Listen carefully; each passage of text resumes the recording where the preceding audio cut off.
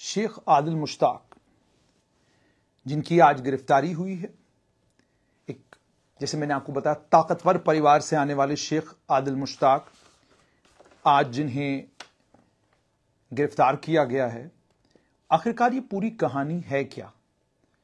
आखिरकार क्या वजह बनी कि एक पावरफुल पुलिस ऑफिसर जो बहुत सारे लोगों के लिए आइडियल था, अचानक क्या हुआ कि उसकी आज गिरफ्तारी हो गई? इतना संगीन और इतना गंभीर क्या मामला है कि शेख आदिल मुश्ताक को गिरफ्तार करना पड़ा? अब जब आप कहानी सुनेंगे तो आप भौंचक्के रह जाएंगे कि एक इतना डेकोरेटेड ऑफिसर क्या आतंकियों के संपर्क में हो सकता है? एक इतना डेकोरेटेड ऑफिसर क्या आतंकियों से मांडवाली कर सकता है? एक इतना डेकोरेटेड ऑफिसर कुछ 1,00,000 रुपयों के लिए अपने ईमान को बेच सकता है? क्या यह संभव है? हालांकि पड़ताल का विषय है, इसमें अभी पड़ताल होनी बाकी है, लेकिन जो मामला सामने आया है वो बहुत गंभीर है। कहानी 7 फरवरी 2023 को शुरू होती है और आपको कहानी बिल्कुल आराम से सुननी है और जितने भी आपके साथी हैं उनके साथ जुड़ के सुननी है ताकि आपको पूरी कहानी का पता चले।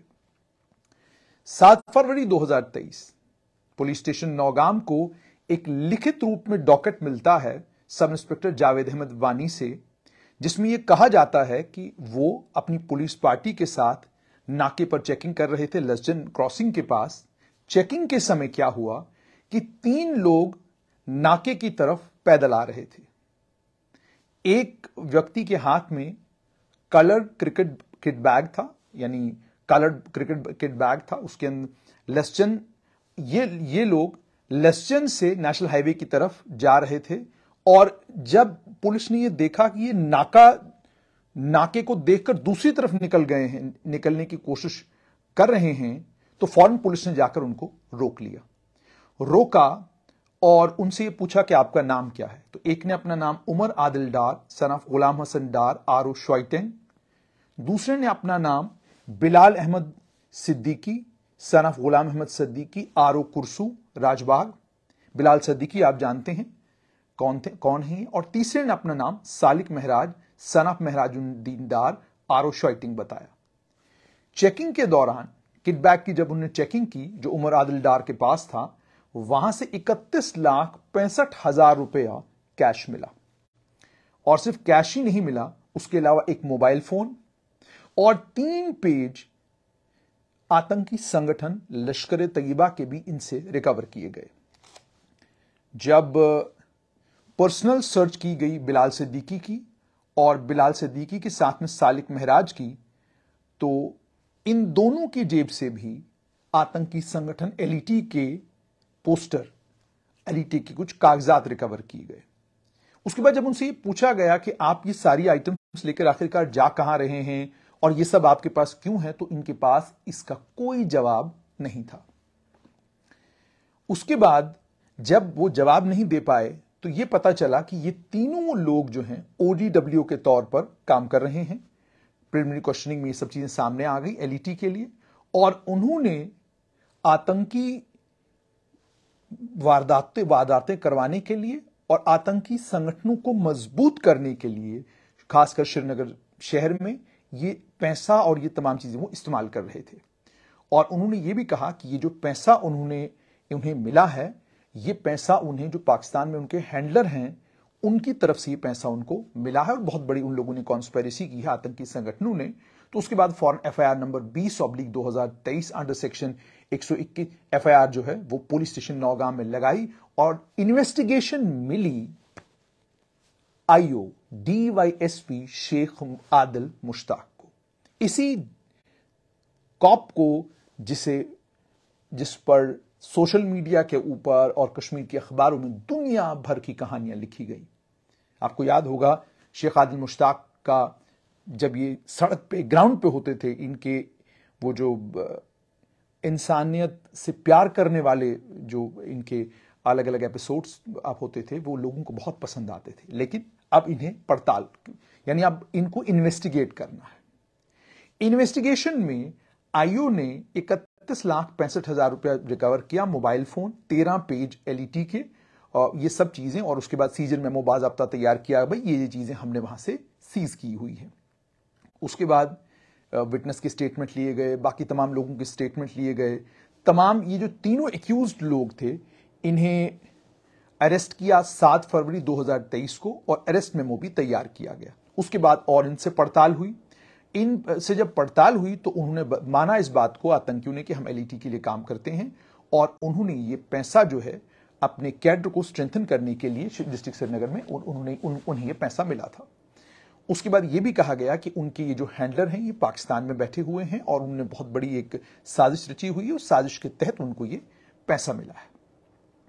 उसके बाद जब इन्वेस्टिगेशन और हुई, साइट प्लान तैयार किया, बाकी तमाम चीजें भी तैयार की गई, और उसके बाद फर्दर जब मामला आगे बढ़ा तो उसमें यह भी तय कर लिया गया कि सेक्शन 6 जो है एनआईए एक्ट का, वो भी इन पर लागू होगा, और एक रिपोर्ट जो है प्रॉपर चैनल के थ्रू वो भी भेजी जाएगी।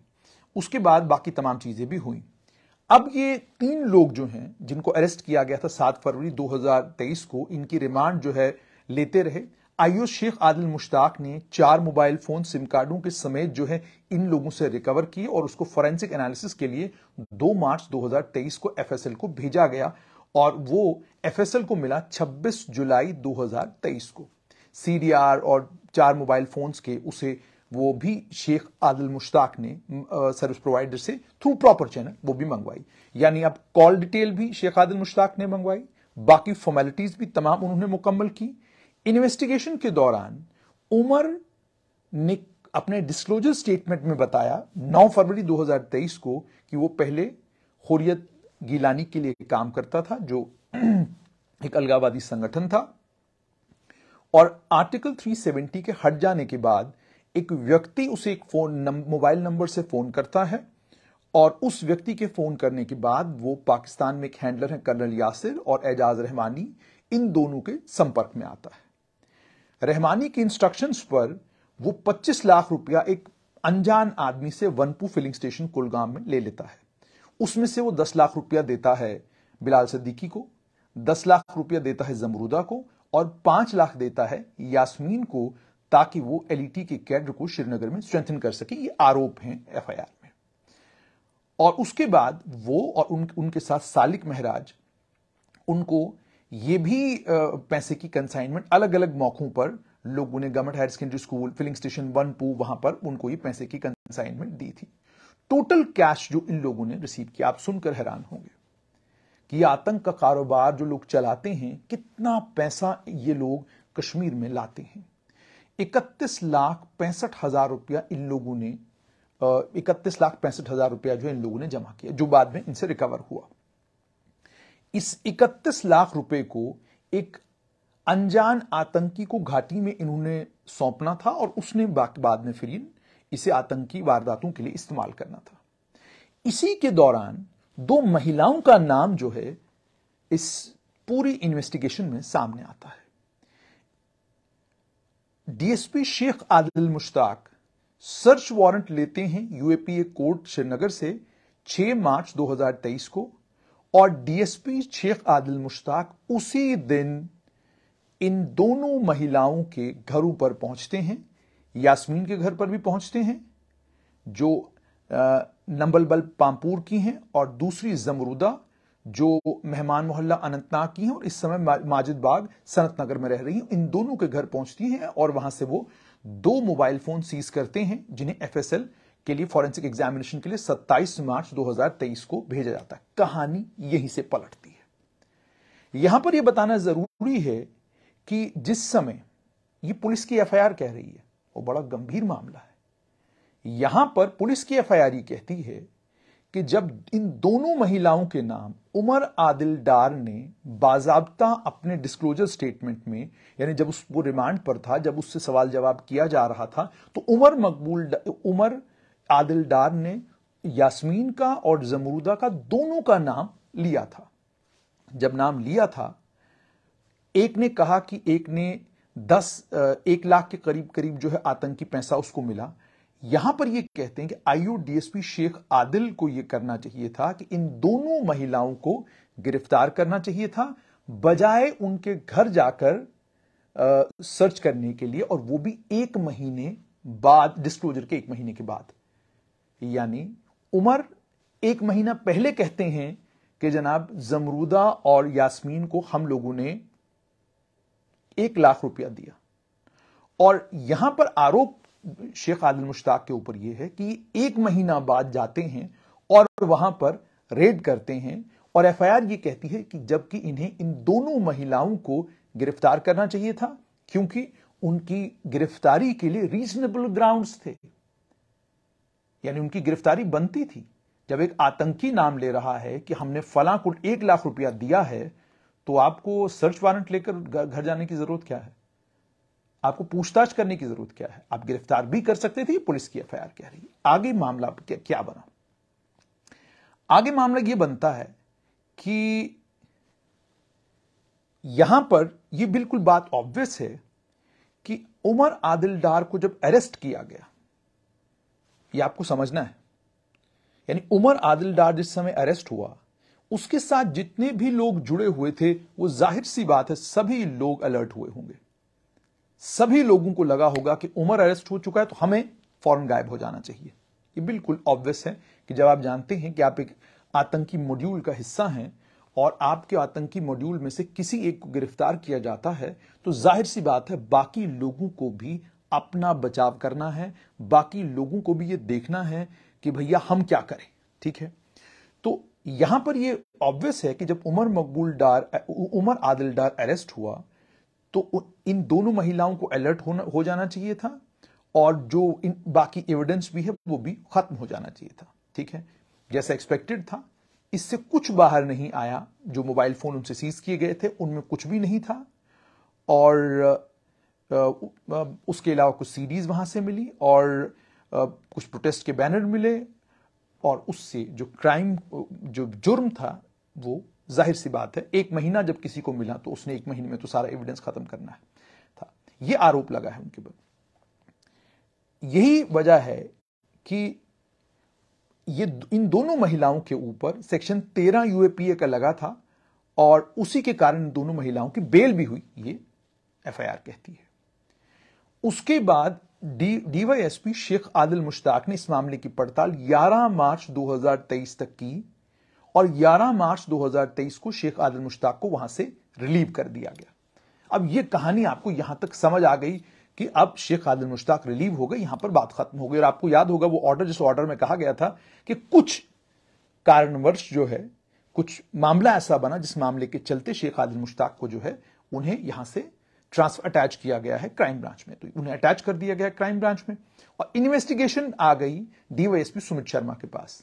डीवाईएसपी सुमित शर्मा ने 11 मार्च 2023 को अकाउंट्स की डिटेल मंगवाई, ट्रांजैक्शंस जो उमर आदिल ने, बिलाल सिद्दीकी ने, उस सालिक महराज ने जेके बैंक से और बाकी अपने अकाउंट से, और जो ट्रांजैक्शंस जमरूदा ने और उसके अलावा यास्मीन ने जो ट्रांजैक्शंस की थी, यानी जमरूदा ने और यास्मीन ने जो एसबीआई की ब्रांचेस से ट्रांजैक्शंस की थी, उन तमाम की डिटेल जो है सुमित शर्मा ने फौरन मंगवाई। डीएसपी सुमित शर्मा ने अपनी इन्वेस्टिगेशन का पार्ट 5 अप्रैल 2023 को क्लोज किया, और एविडेंस की बेसिस पर उन्होंने उमर आदिल, बिलाल सिद्दीकी, सालिक महराज के खिलाफ जो मामला बनता था वो भी बनाया, और सेक्शन 13 जमरूदा और यासीन है, उन्हें अरेस्ट तब तक नहीं किया गया था। अब उसके बाद ये जो लेटेस्ट, जैसे मैंने आपको कहा कि इन्वेस्टिगेशन जो हुई, इस इन्वेस्टिगेशन को टेक ओवर किया, और ये जो नई इन्वेस्टिगेशन, अब मैं आगे का पार्ट आपको बता रहा हूं कि इन्वेस्टिगेशन 10 अप्रैल 2023 को जब शुरू हुई, तो 2 महिलाओं का नाम इस केस में, जो दोनों इन्वॉल्व थी, उन्हें अभी तक अरेस्ट नहीं किया गया था। उसके बाद उन्होंने इंटरिम बेल ले ली 27 जून 2023 को, और वो एब्सोल्यूट बेल में तब्दील हो गई 24 जुलाई 2023 को। उसे यूएपीए की कोर्ट ने एब्सोल्यूट बेल दे दिया। जो सीज मटेरियल था वो डीवाईएसपी शेख आदिल ने जमरूदा और यास्मीन के घर से जो जितना भी मटेरियल उन्होंने वहां से सीज किया था, उसे एनालाइज नहीं किया गया था।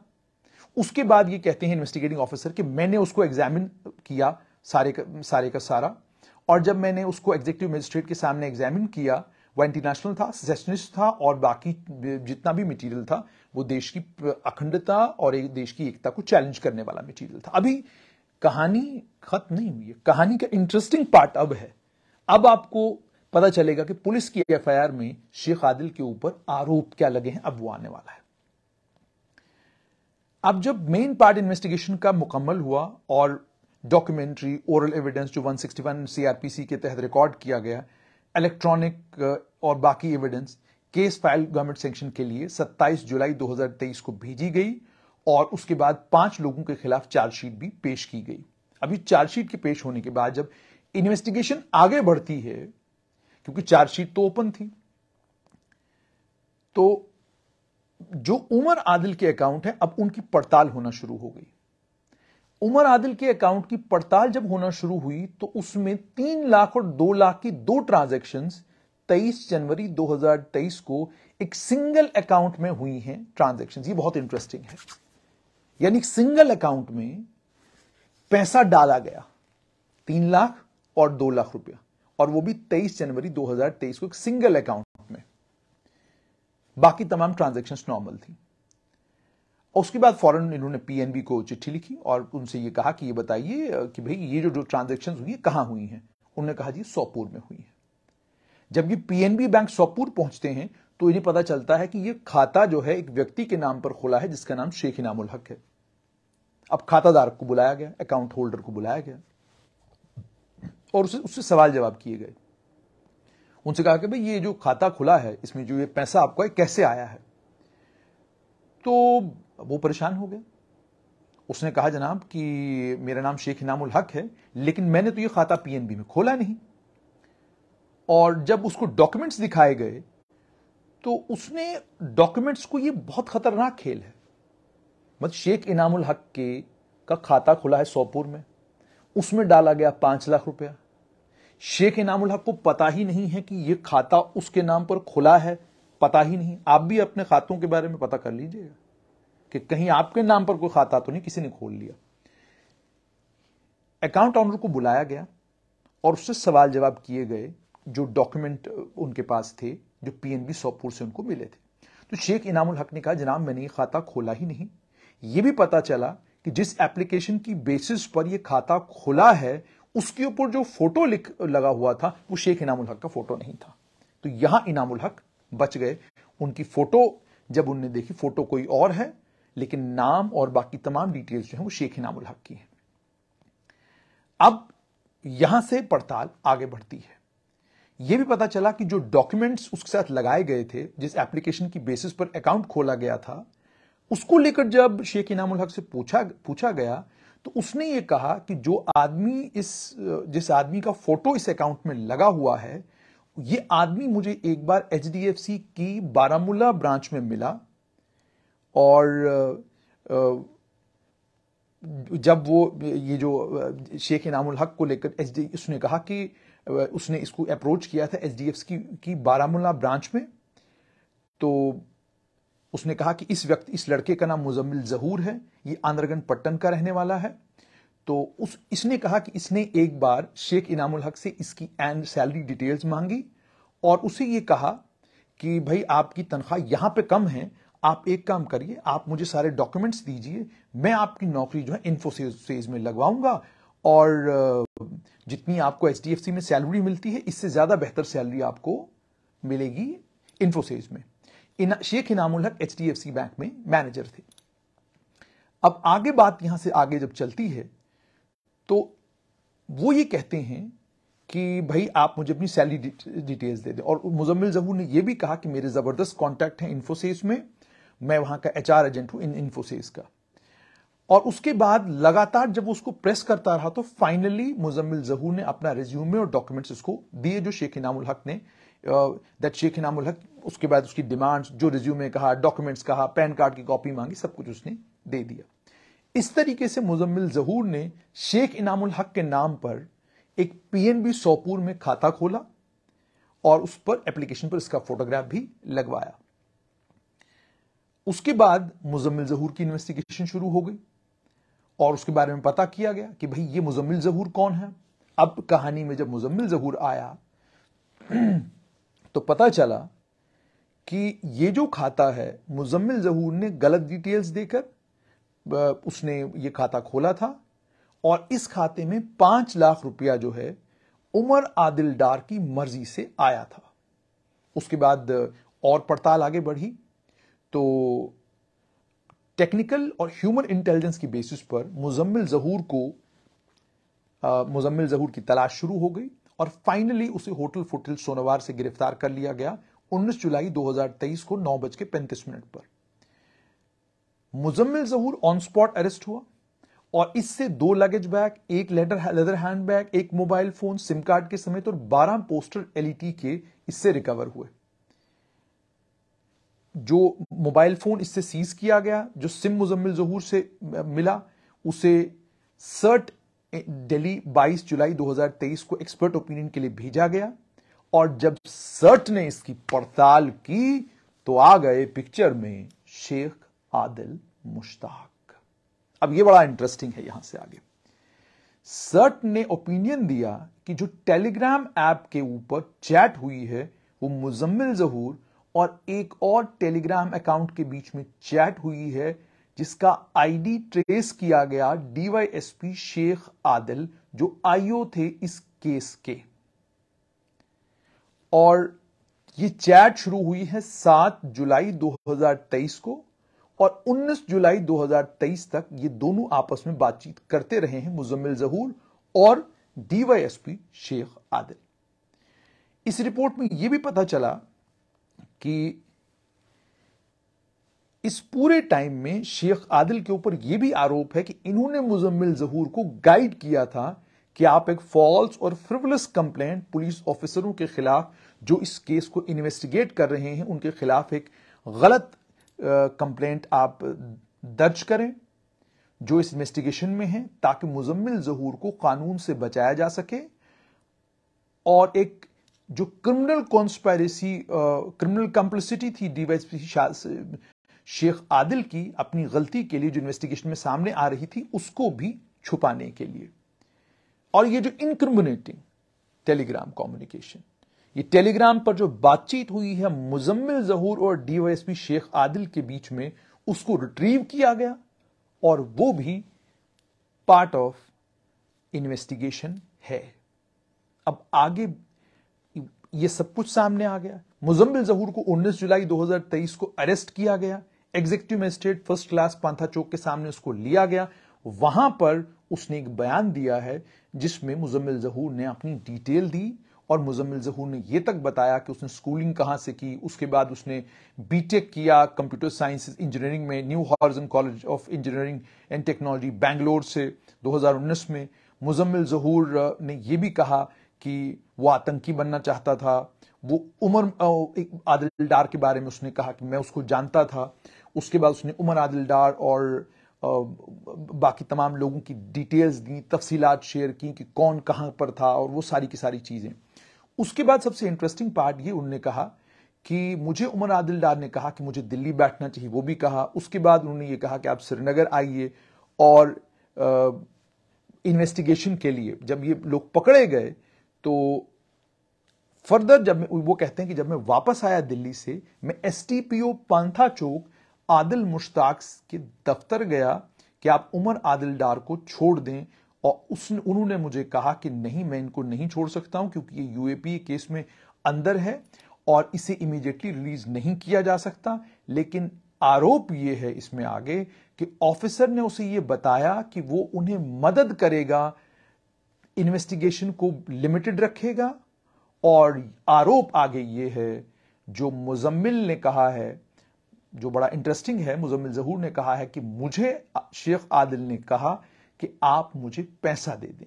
इस पर वो कहते हैं कि मैंने वीएमएस फार्मा के पास 2,73,000 रुपया जो है वो शेख आदिल मुश्ताक को दिन के टाइम में दिया और उसके बाद ये भी कि इस पुलिस ऑफिसर ने मुझे अंडरग्राउंड रहने के लिए कहा और उसने आगे ये भी कहा है कुछ महीनों के बाद मुझे पता चला कि पुलिस जो है मेरा पीएनबी का खाता ढूंढ रही है जो गलत तरीके से इलीगल ट्रांजैक्शंस के लिए खोला गया था। मैं डर गया और मैंने इमीडिएटली डीवाईएसपी शेख आदिल मुश्ताक को कांटेक्ट किया। वो उस समय एसटीपीओ पांथा चौक थे। जो एसटीपीओ पांथा चौक थे उस वक्त कहीं और पोस्टेड थे उस वक्त तक, और डिस्कशन के बाद उन्होंने मुझे ये सलाह दी, मुझे गाइड किया कि आप एक फ्रिवलेस, आप एक जाली शिकायत जो है एसएचओ नौगाम के खिलाफ करें। और ये सब कुछ उन्होंने मुझे टेलीग्राम चैट के ऊपर बोला। और इतना ही नहीं बल्कि उन्होंने मुझे गाइड भी किया कि आप एक वीडियो क्लिप जो है वो एक वीडियो क्लिप रिकॉर्ड करें अपने आप को बचाने के लिए, मुझे भी और तमाम लोगों को। ठीक है, मैंने उस वीडियो क्लिप को रिकॉर्ड किया और क्लिप उसको भेजी। उसके बाद श्रीनगर की कोर्ट में इस एफआईआर के मुताबिक एक फॉल्स एंड फ्रिवलेस शिकायत जो है दर्ज की गई। और यह भी कहा गया है कि मुझे डीवाईएसपी आदिल मुश्ताक ने एडवाइस किया कि मैं अंडरग्राउंड रहूं कुछ वक्त तक, जब तक कोर्ट ऑर्डर जो है कंप्लेंट पर नहीं आता। लेकिन उससे पहले पुलिस ने मुझे अरेस्ट किया होटल फुटहिल सोनवार से, जहां पर मैं छुपा हुआ था। और मैं ये भी कहता हूं, मैं ये सारी वो जगहें दिखा सकता हूं, सारी वो जगहें बता सकता हूं जहां पर मैं रुका हुआ हूं। अब उन्होंने ये कहा है कि ये बड़ा डिस्टर्बिंग एविडेंस है जो मुजम्मिल जहूर के डिस्क्लोजर पर सामने आया है। और सर्ट इंडिया ने जो एक्सपर्ट ओपिनियन दिया है उसको उसके साथ ये कॉर्बोरेट करता है, यानी उसके साथ ये जुड़ता है, मेल खाता है। ये बड़ा सेंसिटिव है और इसको बहुत गंभीरता के साथ और बहुत सोच समझ के साथ इन्वेस्टिगेट करने की जरूरत है। इस मामले में पड़ताल आगे बढ़ रही है, कुछ प्रोसीजरल फॉर्मेलिटीज करने की जरूरत है। और इस तरीके से ये एफआईआर, ये तमाम वो डिटेल्स हैं जो एफआईआर नंबर 149 धारा 167, 153, 167, 193, 201, 210, 218, 221 और prevention of corruption act 7, prevention of corruption act 7A। इसमें जैसे मैंने आपको कहा कि जाहिर सी बात है, ये जो शिकायत है ये पुलिस ने ये एफआईआर लॉन्च की है। और ये एफआईआर की तारीख जो है वो भी मैं आपके साथ जरूर शेयर करूंगा। 20 सितंबर 2023 6:10 पर ये एफआईआर दर्ज की गई है। और एफआईआर दर्ज की गई है डीवाईएसपी एसटीपीओ नौगाम जुहेब हसन ने। तो इसका मतलब ये कि मामला पुलिस ने बनाया है और इसमें आरोपी जो हैं वो हैं डीवाईएसपी शेख आदिल मुश्ताक, पुत्र मुश्ताक अहमद शेख। इनके खिलाफ ये मामला दर्ज हुआ है। अब ये पूरी वो डिटेल्स हैं, ये पूरी वो तफसील है, यानी आरोप शेख आदिल मुश्ताक पर एक नहीं कई हैं। सबसे बड़ा आरोप ये कि आतंकियों के मददगारों से पैसा लिया, एक केस को सुलटाने की कोशिश की, एक केस को पलटने की कोशिश की। और अब जो टेलीग्राम के ऊपर जो बताया जा रहा है कि चैट हुई है शेख आदिल मुश्ताक और मुजम्मिल जहूर के बीच में, वो एक बड़ा इंपॉर्टेंट, वो इसमें सबसे इंपॉर्टेंट एविडेंस है। वो भी जाहिर सी बात है उसका भी एनालिसिस होना है। इसीलिए 6 मेंबर की स्पेशल इन्वेस्टिगेशन टीम बनाई गई है ताकि तमाम एंगल्स को खंगाला जाए। और जैसे मैंने आपको कहा कि यहां पर इसमें सबसे इंपॉर्टेंट चीज जो एफआईआर में दर्ज की गई है वो ये दर्ज की गई है कि शेख आदिल मुश्ताक ने जब उमर को, बिलाल सिद्दीकी को और बाकी तीसरे एक आदमी को, तीनों को गिरफ्तार किया और उन लोगों ने जब उनकी रिमांड हुई, जब इन्वेस्टिगेशन हुई, उन्होंने इन्वेस्टिगेशन में जब इस बात को माना और बताया कि हमने 1 लाख रुपए यास्मीना और जमरूदा को दिया है, तो उसके बावजूद 1 महीना क्यों लगा शेख आदिल मुश्ताक को उनके घर जाने में और उनके घर जाकर इन्वेस्टिगेट करने में। ये एक बहुत, मैंने आपको कहा कि एफआईआर जो कह रही है वो एफआईआर में ये तमाम चीजें हैं। अब इन्वेस्टिगेशन आगे चल रही है, ये सब चीजें एफआईआर का पार्ट हैं। इसका मतलब मामला दर्ज हुआ है। मामले के दर्ज होने का कतई भी मतलब ये नहीं है कि कोई मुजरिम ठहरा दिया गया है। मामले के दर्ज होने का मतलब ये है कि आप एक सस्पेक्ट हैं, अब आपसे सवाल जवाब होंगे, एविडेंस कलेक्ट किया जाएगा और अगर एविडेंस गैदर होने के बाद ये पता चलता है कि वाकई आपने ये किया है तो फिर सख्त कानूनी कार्रवाई भी डीवाईएसपी शेख आदिल मुश्ताक के खिलाफ हो सकती है। जिससे मैंने आपको पहले बताया था कि ये एक राजनीतिक परिवार से आते हैं। इनके ससुर को लेकर मैंने आपको बताया कि वो भी एक राजनीतिक आदमी है, इनके भाई एक राजनीतिक आदमी हैं। और शुरुआत में ही मैंने आपको बताया कि शेख आदिल मुश्ताक एक यूफोरिया बन चुके थे घाटी में। युवा इनको देखकर इंस्पायर हो रहे थे। कई युवाओं को मैंने ट्विटर के ऊपर लिखते हुए देखा कि जी मैं भी पुलिस में जाना चाहता हूं क्योंकि शेख आदिल मुश्ताक को मैंने देखा है। कई युवतियों को मैंने देखा ये लिखते हुए कि मैं पुलिस में भर्ती होना चाहता हूं क्योंकि शेख आदिल मुश्ताक को देखकर। मतलब एक तरह से एक आइडियल बन चुके थे तमाम युवाओं के।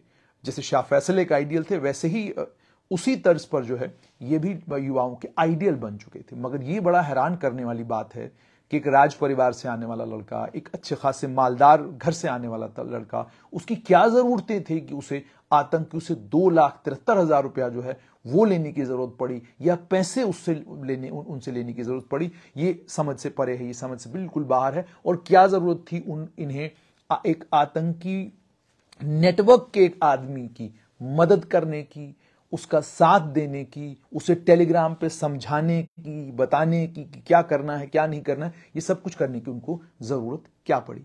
इसीलिए जब आज उनकी गिरफ्तारी हुई तो गिरफ्तारी के फौरन बाद जब मैंने लाइव भी किया तो मैं भी थोड़ी देर के लिए मतलब परेशान हो गया था कि इतना डेकोरेटेड और इतना अच्छा अफसर, आखिरकार मामला इतना क्या हुआ होगा कि सरकार ने जो है इतनी सख्त कार्रवाई और फौरन गिरफ्तार किया उसको। क्योंकि जाहिर सी बात है, सरकार सिर्फ मामला करप्शन का हो तो भी समझा जा सकता है कि सरकार किसी की इंपॉर्टेंस को देखते हुए, किसी के सैक्रिफाइस को देखते हुए, किसी के देश को लेकर बलिदान को देखते हुए हो सकता है सरकार थोड़ी नरम हो। लेकिन यह कतई नहीं हो सकता कि सिर्फ करप्शन होगी। इसका मतलब जरूर यह है कि जब गिरफ्तार किया गया है तो इसमें मामला कुछ और भी होगा, और यह सारा इन्वेस्टिगेशन का पार्ट है। मैंने आपको पहले ही कहा, इन्वेस्टिगेशन का पार्ट है, सब पड़ताल होनी है, पड़ताल के बाद चीजें बाहर निकल के आएंगी। और जैसे मैंने आपको कहा, ट्रैप्स भी होते हैं और बड़ी सारी चीजें होती हैं। अब पुलिस पड़ताल करेगी, 6 मेंबर की इन्वेस्टिगेशन टीम लग गई है। और लेकिन एक चीज और ये भी साफ हो चुका है इससे कि आप कितने भी डेकोरेटेड हों, कितने भी काबिल हों, कितने भी लायक हों, सिस्टम के कितने भी करीब हों, लेकिन अगर आपसे एक छोटी सी भी गलती हो जाए या एक बड़ी गलती भी आप जो ही करेंगे तो सिस्टम आपको बख्शने वाला नहीं है। क्योंकि सिस्टम का साफ तौर पर ये अब कहना है, या तो आप देश के साथ हैं या आप देश के खिलाफ हैं। ये बीच वाला मामला नहीं चलेगा कि या तो आप इधर हैं या तो आप उधर हैं। तो अब देखना यह है कि शेख आदिल मुश्ताक की जब इन्वेस्टिगेशन शुरू होती है तो इन्वेस्टिगेशन कहां पहुंचती है और इस सारे मामले से निकलकर क्या आता है।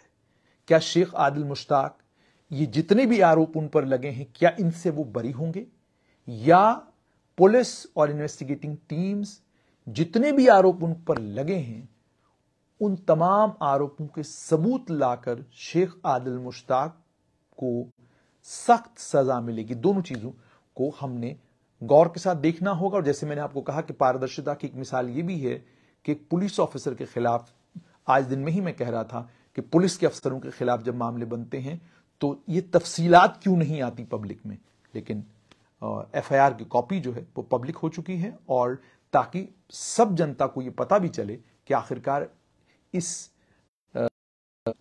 युवा ऑफिसर के ऊपर आरोप क्या